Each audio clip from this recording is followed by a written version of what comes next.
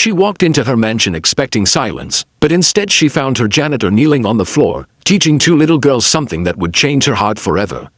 Stay with us, because this moment created a miracle she never saw coming. And before we begin, don't forget to subscribe to USA Drama 2.0 for more emotional and inspiring stories. The Lockridge estate was known across the city for its size, its beauty, and the mystery surrounding its owner.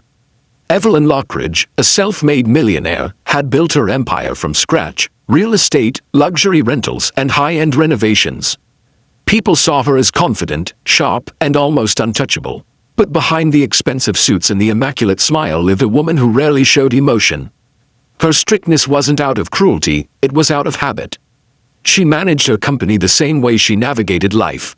Everything in order, everything predictable, everything perfect. Inside the mansion worked a handful of staff members, gardeners, cooks, cleaners, and the recently hired janitor. Marcus Hale. Marcus was quiet, soft-spoken, and exceptionally respectful. He worked the night shift most days, but occasionally came in earlier when the schedule demanded it. His dedication never wavered. Even the smallest task, polishing a railing, organizing storage, cleaning windows, was done with care. But Evelyn never bothered to really look at him. To her, staff were staff, and the mansion ran like a well-oiled machine. She rarely stepped in unannounced. She trusted the staff manager to handle everything. But today would be different. Very different. Evelyn's business meeting ended earlier than planned. The drive back through the long tree-lined road gave her a strange feeling, as though she were returning to a place she had forgotten how to live in. She carried a stack of contracts, her phone still buzzing with notifications. Another deal, another proposal, another renovation project, but something inside her craved silence. She stepped through the double doors without calling ahead.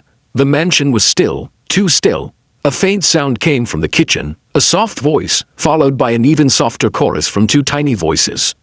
Curious, Evelyn followed the sound. When she reached the doorway, what she saw made her stop cold. On the polished wooden floor, bathed in warm morning light, knelt Marcus. His uniform was neat, his blue gloves on, his posture calm.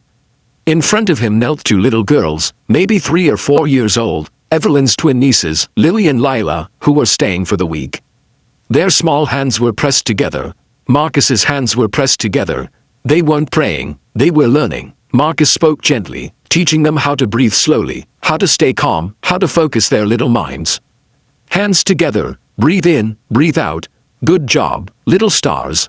Evelyn stood frozen. Out of all the things she expected, mess, noise, maybe scattered toys, she never expected peace.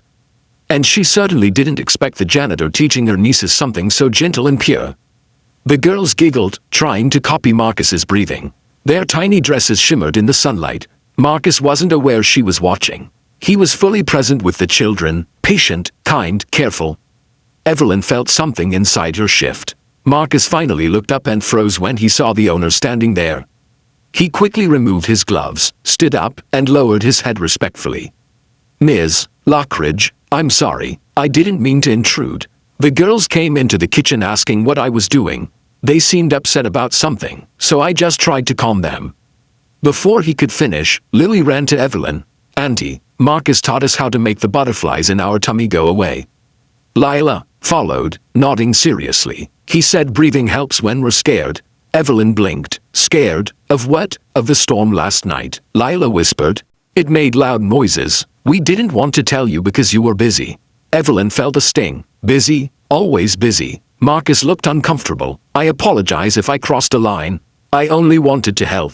Evelyn studied the scene again. Marcus kneeling respectfully, the girls looking peaceful, the soft atmosphere that wrapped the room like a warm blanket. "You didn't cross a line," she said slowly. "If anything, you stepped into one I should have seen." Marcus didn't know how to respond, so he simply nodded. For the rest of the day, Evelyn couldn't focus. Her nieces glued drawings on the fridge. The chef prepared lunch, the gardeners trimmed hedges, but her mind kept circling back to the scene in the kitchen. She finally asked the house manager for Marcus's file. It was simple: excellent work history, polite, punctual, responsible. Single father, takes extra shifts when possible. Coworkers admire him. A single father. She hadn't known that. That evening, the twins tugged her sleeve. "Auntie, can Marcus read us a story?" Evelyn looked at them. "Why Marcus?" "Because he uses funny voices. And he doesn't rush," Lily added. And he listens, Lila whispered.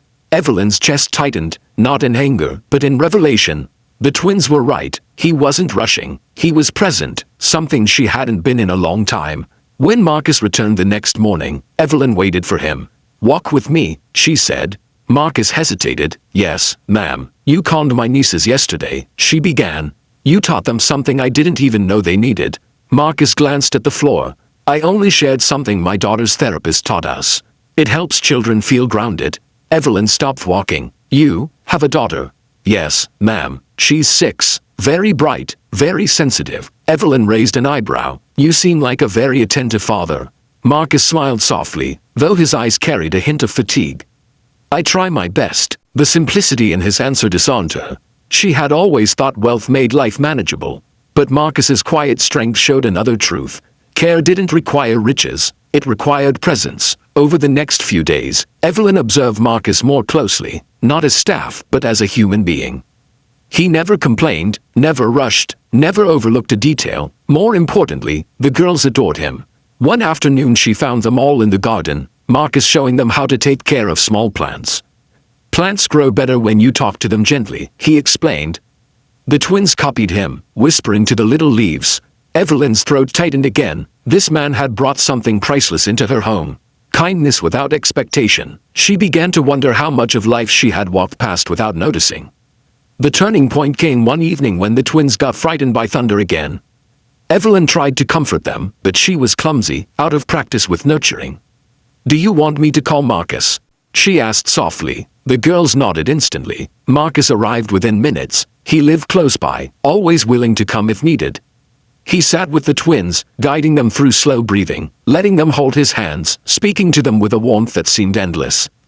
Evelyn sat in the hallway and watched, not as a boss, not as a millionaire, but as someone learning what compassion really looked like. One quiet morning, Evelyn found Marcus polishing the stair railing. "Marcus," she said, "may I ask you something personal?" He paused. "Of course, ma'am. You are clearly skilled with children. You teach them, comfort them, give them confidence. Why are you working as a janitor instead of something else?" Marcus took a slow breath. "My daughter needed speech therapy and special learning support. I had to prioritize her. Cleaning jobs were flexible and dependable, and I could always pick up extra hours." His voice stayed steady, but Evelyn felt the weight behind it. "You sacrificed your career for your daughter," she said quietly. "I didn't sacrifice anything," Marcus replied.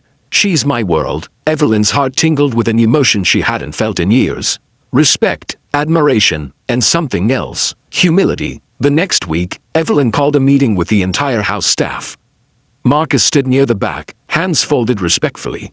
Evelyn stepped forward. "I have an announcement," she said. "One that I should have made sooner." She looked directly at Marcus. "In this house, kindness matters. Dedication matters. Heart matters. And one of our staff members has demonstrated more compassion and patience than anyone I've ever seen." Marcus stiffened. The staff glanced at him. "So," Evelyn continued, "I am appointing Marcus Hale as the new family support coordinator. His job will focus on creating a healthy, supportive environment for the children in this home and any children who visit." Guests filled the room. Marcus blinked in shock. "But, Ms. Lockridge, I'm just a janitor." Evelyn stepped toward him. "Marcus, you are much more than that. You teach calmness. You guide gently. You understand children better than most professionals have hired." Marcus's voice trembled. "I don't know what to say." "Just say, yes," she smiled.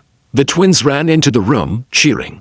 "Yay, Marcus." For the first time in years, Evelyn felt something break open inside her.